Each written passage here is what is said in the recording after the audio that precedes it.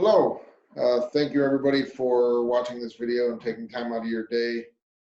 Uh, Wanted to take a few minutes and just talk to everybody about our EOAM class, the concerns that people have been coming to us regarding how to safely provide this training to your staff during this unprecedented time of COVID-19. Glenn and I have been talking about it quite a bit lately, and we thought it would be easiest to make a Zoom video and just talk to you guys a little bit about what we have been recommending when our clients are emailing us or when our friends are emailing us asking us what we should do. So I thought we'd take just a couple of minutes and discuss it. Right, and it's important that we don't forget about our training components, let alone the fact that all of the regulators are still watching. OSHA, JACO, DNV, they're still out there and they still want to see documented training. When this is all over and done with 6 or 8 or 10 months from now, that continues on. So we still have to be compliant that way.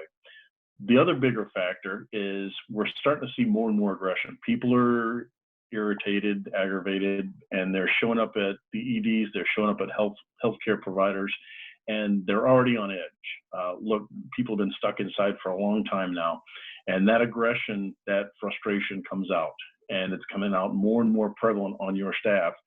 So it's important that we remember this is a very important time to train. This is not a time to back off of training. It's very important we continue to train and remind our employees that have been trained too. Send out emails, remind them how important it is to recognize where people are at in the ladder.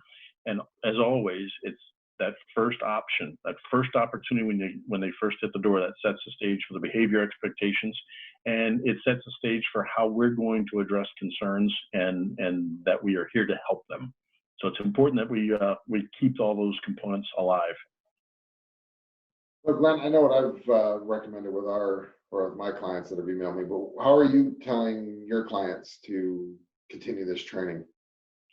Well, we still have to be cognizant that we've still got onboarding happening.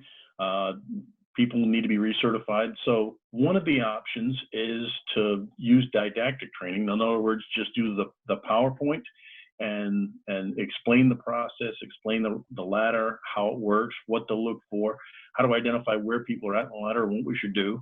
And then it's important that we let them know that this is phase 1 training. We keep track of everyone that's been through phase 1 training, and we recontact them after they've done the initial stages of the PowerPoint, and we go back and do the hands-on training afterwards.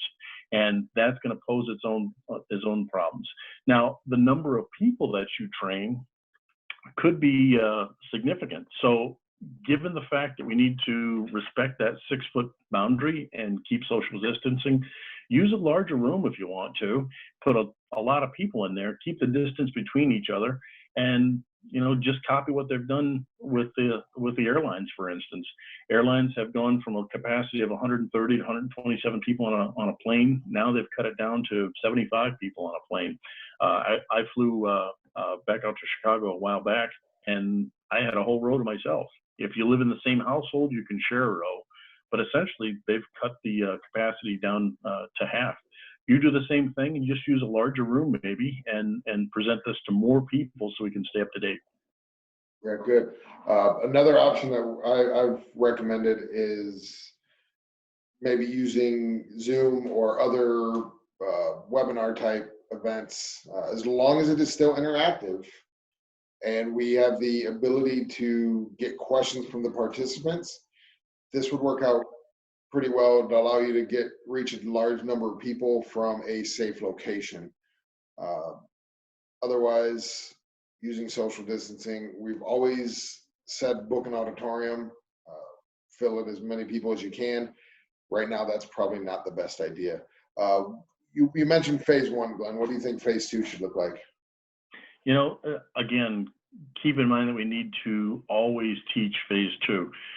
Those first line responders, all of those security sensitive areas that people work and they're dealing with aggressive or potentially emotional people, That phase 2 system now should be the hands-on training. And we're going to have to take significant steps now that we've never took before. It could mean making sure we have hand sanitizer in the room, making sure that there's available gloves and you can change gloves, making sure that everybody's masked up, follow your procedures, your guidelines from your facility, but then take additional procedures also. And there's going to be some sensitivity to some of these issues, just as there was sensitivity to specific holds and maneuvers. There may be some sensitivity. People don't want to do that, the same training where you're touching the base of someone's nose to do the infraorbital or things like that. So as long as they can articulate and explain that procedure, that technique to us, you know, let them go through if they don't want to take the full step and touch someone else's nose. Be understanding. And then also, we have the ability through email, share these slides that we gave you when you went through the Train the Trainer program, the practical skills notes that we gave you at the end of the week, and share that with the people that have gone through the training or that are going through it for the first time, and allow them to look at this before we have the chance to get into phase 2 and train. Some of the people will be able to take that and at least practice it a little bit and identify some of the techniques so where they are getting something out of it. Absolutely. And that's kind of what this is all about. We're getting better and better with technology and using these virtual meetings. Send them out as an email reminder and show people what to do with the techniques. Physical skills are perishable skills. That means if you don't practice it often enough, you'll forget how to do it. And these are life-saving skills. We've heard it from several of our clients. These techniques will save lives. It's important to remind people of that, important to remind them of what the techniques are, how to successfully maneuver those techniques through. Remind them this is a great time. It only takes a few minutes, and don't let them forget what their skills are supposed to be for their escapes. Guys, thank you all for listening, watching this video. Know that Glenn and I are both here for you. If you have questions, we are here 24 hours a day with our crisis line, 800-568-2931. The office in Bradley, Illinois is slowly starting to reopen. We have been deemed as an essential business, so we are able to staff our building once in a while, get everybody in here. We are here for you if you need us. Email, phones, call us. We are here. Glenn, you have anything else? Hey, we never send a bill, so we're here for you. We're here for your students. So always make it available to us and keep yourself safe. Thank you, everybody.